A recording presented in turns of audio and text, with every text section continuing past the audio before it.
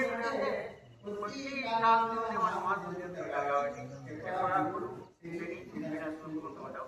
అయితే అన్ని తెలియదు కాబట్టి ఆ గురుబలం మన సమాజంలో అందరికీ కూడా కొంతకాలం బాగానే ఉంటుంది. కొంతకాలం మధ్యలో లేక అంత బలం లేకపోయినప్పటికీ కూడా వేరే గ్రహాల వల్ల ఆ దోషాలను కూడా మిగిలిపోయి మాటలు కూడా మన చేత ఉంటుంది. అది మనం గుర్తుపెట్టుకోవాలి. కాబట్టి 3 రాత్రుల్లో ఆయన ప్రయాణం చేస్తారు. తర్వాత మిగతా రాశిలో ఎప్పుడైతే గురువు ఉంటాడో ఉన్నప్పుడు కొంత విధాలు కలిగి కొంత కష్టాలు కూడా కొన్ని లభిస్తూ ఉంటాయి జనరల్గా. తర్వాత అక్కడక్కడ వర్షాలు కూడా బాగానే పడుతుంటాయి. తర్వాత కర్ణాటక రాష్ట్రంలో ఎప్పుడైతే గురువు ఉంటాడో అప్పుడు ఏం చెప్పారు కదా, జూన్ 2వ తేదీ కర్ణాటక రాష్ట్రం ఉంటున్నాడని. అప్పుడు ఆగిపోయి మేఘాలు బాగా వర్షాలు పంటలు బాగా పడతాయి. తర్వాత ఇవన్నీ కూడా బాగుంది. తర్వాత గురువుడు ధర్మరాజు కూడా ఉంటున్నాడు. ఇప్పుడు 25 జనవరి నుంచి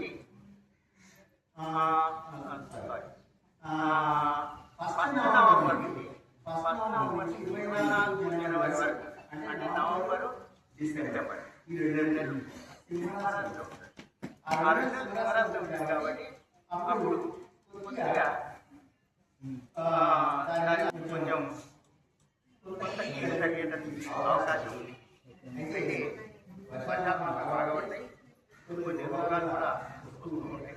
తర్వాత రాజులు కూడా ఇది గురువులు 3 రాజులు ప్రయాణం చేయడం వల్ల జరిగేటటువంటి, అంటే ఇదంతా వ్యక్తిగతంగా సంబంధించినటువంటి కాదు, మన యొక్క రాష్ట్రానికి అందరికీ సంబంధించిగా కలిగేటటువంటి ఫలితాలు.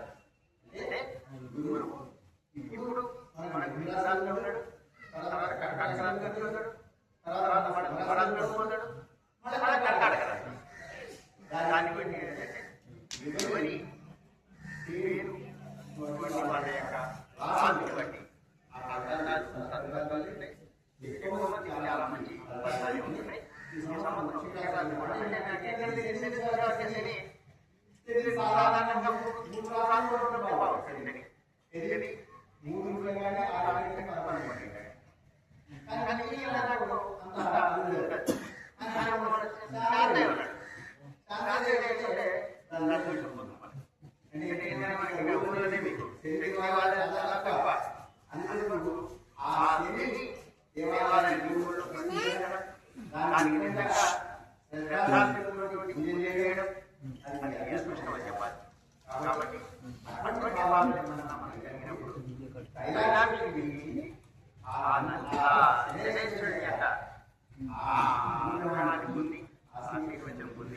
దాని పక్కనే శివుడు ఉంటాడు. శివుడికి అభిషేకం చేయడం, రుద్రాభిషేకం చేయడం చాలా మంచిది. చాలా మంది ఏమనుకుంటే విష్ణు అనే భగవంతుడు చెప్పాడు.